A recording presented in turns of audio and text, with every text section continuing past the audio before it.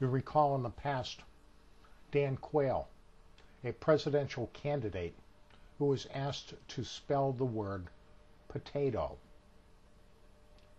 He added an E on the end of the word, and because of that, his political career was over. A media circus erupted over this, and the media still tells the story to this day. We heard Hillary Clinton exaggerate stories of Bosnia and sadly claim that she was under sniper fire, which our troops certainly would never allow to happen.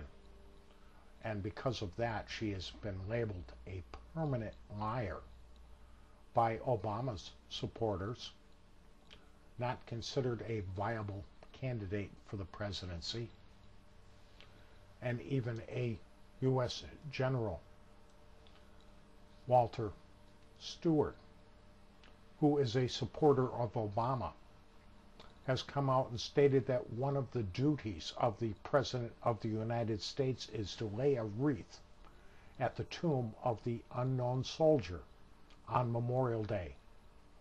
But because of that one story, Hillary is said to lack the moral authority to now do that. And yet, Obama, on many occasions, has told us that his grandfather enlisted in the Army the day after Pearl Harbor was bombed. His grandfather did not enlist for 6.5 months after that bombing.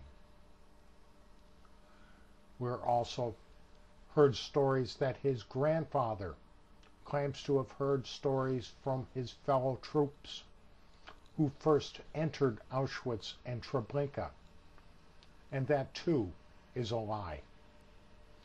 And now on Memorial Day in New Mexico, Obama, addressing the crowd, said that they were there to honor America's fallen heroes, many of whom were present and listening in the audience. Does Obama see dead people? And then he went on to tell the story of his uncle who liberated Auschwitz. Well, he doesn't have an uncle. And the U.S. troops never liberated Auschwitz. The Soviet army did. So his camp has now backpedaled and said that it was his grandmother's brother, a great uncle, Charles W. Payne. However, I have checked the records. Charles W. Payne was a sailor. He was in the Navy. So this, again, is a lie. And yet he is not disqualified as a candidate for president. We are given the excuse by his supporters that many of his mistakes can be attributed to the fact that his teleprompter was not working or that he was speaking without a teleprompter. How many states are there in the Union? Do you really need a teleprompter to tell you there are 50 states? And yet Obama, speaking in Oregon, claimed that he had been to 57 states, that he had one more to go, and that he was not going to be going to Hawaii or Alaska. So evidently he believes that there are 60 states in the Union.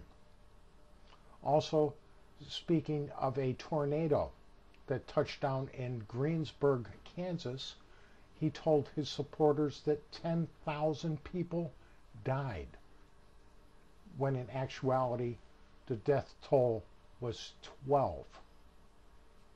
You recall the ad that was run against Hillary Clinton, which was copied from a Apple computer ad and showed a woman running down the aisle swinging a sledgehammer and smashing the screen, which contained the image of Hillary Clinton.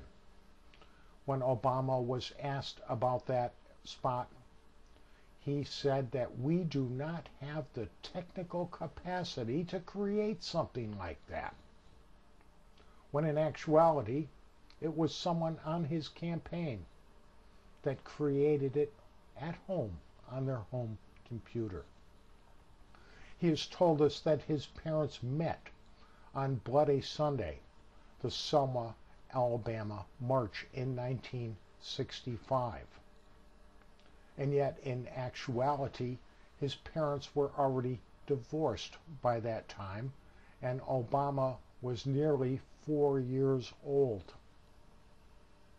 He denies that he supports gun control, when in actuality, he was on the board of the Joyce Foundation for 8 years. This is a foundation under the guise of welfare and health and environmental issues, donates and has donated since 2003 in excess of $12 million to gun control groups that support gun control legislation.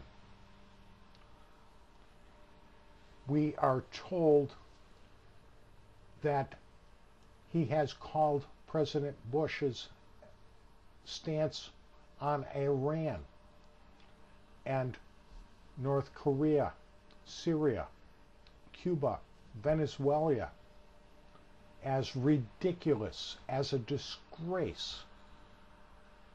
And Obama said that he would meet with the leaders of all these countries without any precondition.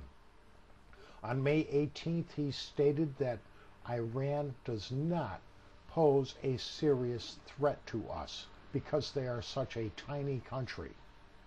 And then the very next day, he reversed his stance on it and said that he has made it clear for years that Iran is a serious and grave threat to the security of our nation. Last week, speaking in Orlando, Florida, he said that he would be willing to meet with Hugo Chavez to discuss, among other issues, Chavez's support of the Marxist FARC guerrillas in Colombia. And the very next day, he told his supporters in Miami that any country that is supporting FARC should suffer regional isolation. One day he says one thing, the next day he says something else.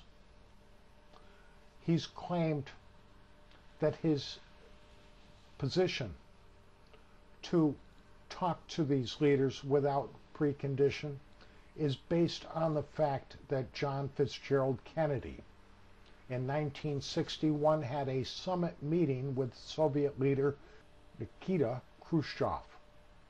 And as a result of that crucial meeting, the Cold War came to an end. The actual truth of it is that as a result of that meeting, the Berlin Wall was erected, and that it stood for 28 years. He has said that we need Arabic translators in Afghanistan, a country that speaks, for the most part, Farsi and does not use the Arabic language. His campaign came to his defense and said that we need Arabic translators so we can talk with foreign fighters in that country.